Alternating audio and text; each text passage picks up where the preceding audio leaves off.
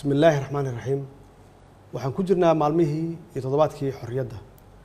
aan ku xuseenno 60 guuradii ka soo wareegtay markii Soomaaliya ay xorriyaddeedii heshay iyo midowga ama midnimada waqooyi iyo koonfur ummadda Soomaaliyeed meel kasta ay joogaan dibadda iyo gudaha rag iyo dumar roole iyo caruur mucaarad iyo muxaafid waqooyi iyo koonfur iyo qaybaha kala duwan ee bulshada waxaan ku boorinayaa ama aan ka codsanayaa inay qayb weyn ka qaataan xusidda maalintan weyn ee aan 60 jirsanay ummadda Soomaaliyeed waxaan kaloo aan rabaa inaan ka codsado meel kasta ay joogaan hadday joogaan guryahooda iyo goobahooda ganacsiga inay ku soo bandhigaan ay ku muujiyaan astaanta qaranka oo ah calankeena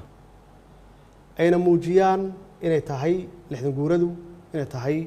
maalin weyn oo kulligeen nuguda weyn inay tahay waxaan rajaynaynaa inay noo noqoto dabaaldegan